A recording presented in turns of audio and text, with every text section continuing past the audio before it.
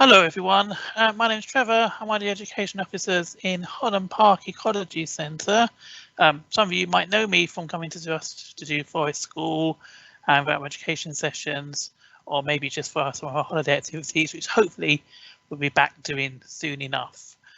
In this period of lockdown, we're hopefully going to do a few videos on different topics for you to get out and about in nature, in your local park, in your garden or your local green space to see what out and about.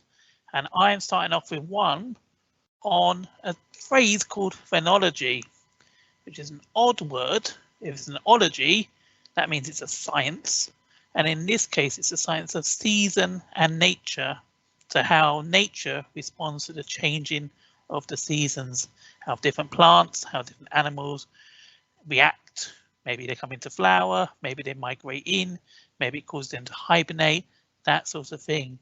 So the other day, out and about in the park, and I spotted lots of different things that show perhaps spring is on its way.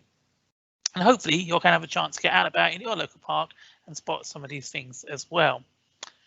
Bear in mind, I work in ecology, not in ICT, so there's some good footage here for you to enjoy. The first slot is on snowdrops. So here are some snowdrops.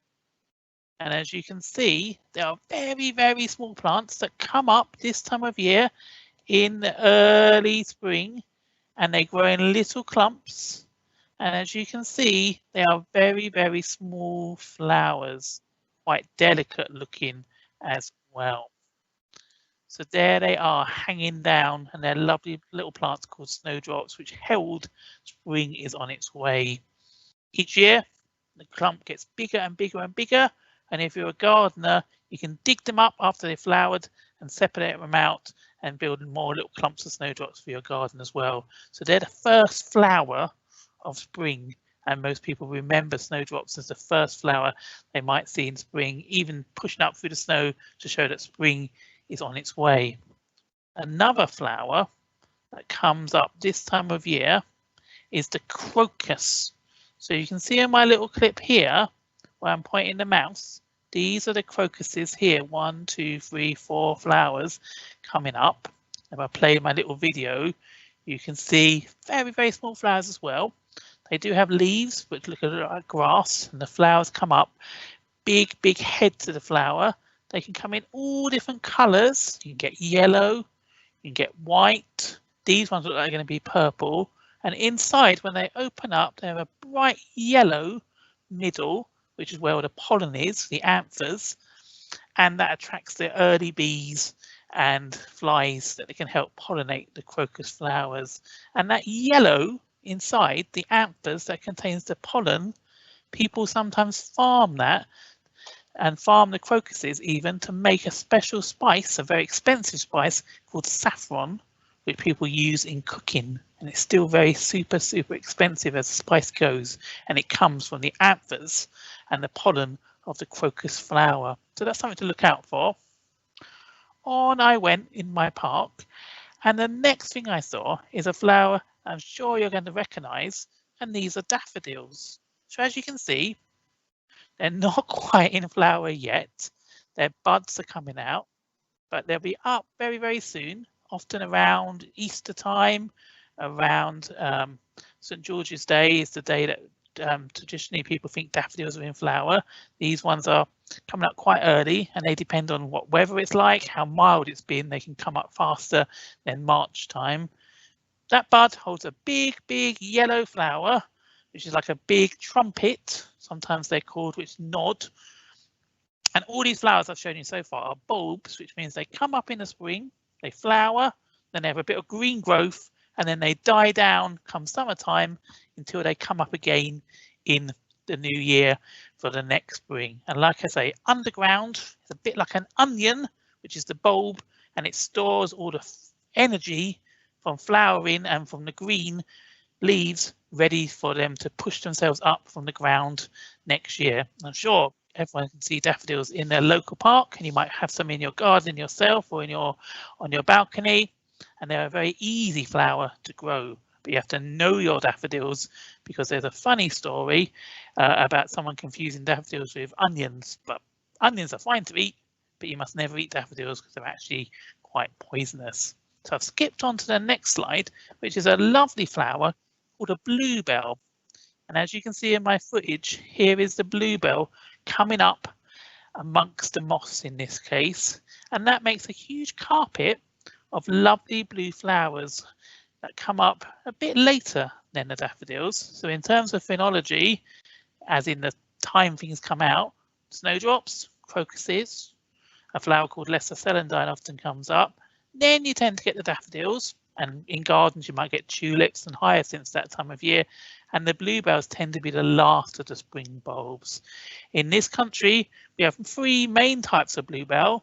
There is English bluebell, which is a very delicate, dainty looking flower, a Spanish bluebell, which is an introduced species, and them two can breed into each other, creating something called hybrid bluebell, which contains features of both those bluebells. Ideally, English bluebells is the native species, and we want to keep as many English bluebells as we can, but they do hybridize sometimes. Something else, not a bulb this time, but on the trees, is these, and these are called Hazel Catkins. And if I click on my video, you can see they're like these hanging pollen sacs that hang down, and they're called catkins, and inside them they contain lots and lots of pollen, and when the wind blows, the pollen gets spun into the air and travels hopefully from one hazel tree to another. These catkins are the male flower, and if I looked really closely on that hazel, and I don't think I saw any, the female flower is a much smaller thing on the actual branch itself, often a red tiny flower, and the idea is that pollen from one hazel tree reaches the female flower of another hazel tree, and then they fertilize, which means they connect, and that makes the seed. And you probably know in the case of hazel, that's called a hazel nut, which you might find in Nutella and obviously lots of chocolate, and or just by themselves around Christmas time. Traditionally, people used to eat quite a lot of hazelnuts.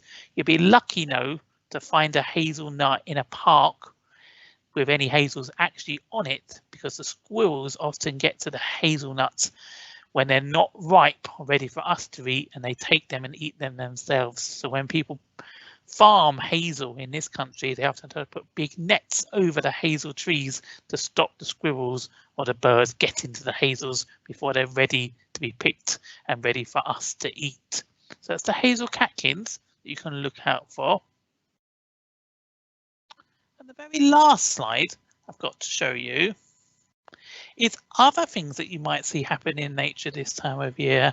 So this is an owl nest box, which is shot up in the tree, and this time of year lots of birds are pairing up and looking for places where they can build their nests, and we can give birds a helping hand by putting different nest boxes up on trees. And in Holland Park there are a few owl nest boxes as well.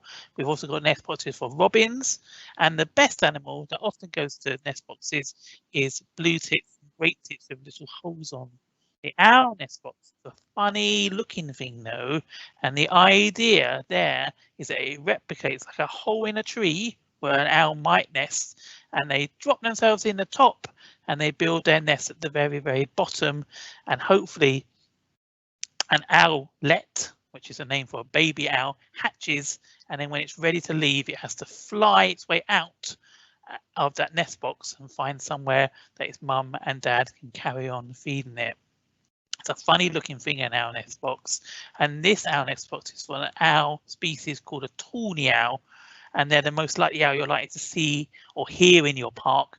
They're the ones at night time that make that to-wit, to-woo sound, which is often 2 owls talking back and forth to each other, communicating and defending what they called their territory.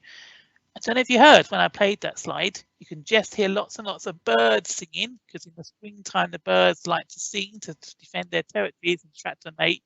And you hear that funny squawking sound in the background, and that is the green parakeets, or to give them their proper name, the ringneck parakeets, which were around now over quite a lot of London, and they originally come from the Himalaya area, but people released them from pet shops or as pets, and they're them green parakeets, and sometimes in parks people feed them as well, but they've got very, very sharp beaks. So that's a quick run through of things that you might find out about in your park. So like us, you might want to send us back some videos or some pictures of things you've seen so we can collate together all the stuff we've seen, and we can note down when things were in flower and what things were coming up next. I expect if you're out in the park soon, some of the trees will start having their leaves coming out, and that's got a cool name called bud burst. And also, I expect lots of the birds will start pairing up, and maybe you'll discover where some birds are nesting. Please, please, please never go near or inside the nest box when birds are nesting, but you can stand close to it, and as long as you're very quiet, you can sometimes hear the tiny chicks cheeping, calling for their mum or their dad to bring them their favourite food, which for most birds in nest boxes is a very, very juicy caterpillar. So I hope you enjoyed my quick run through of phenology, as in the science of nature and seasons, and how things adapt and change and move according to the seasons. And there'll be many more of these videos coming your way in the next couple of weeks. Thank you and take care. Bye bye.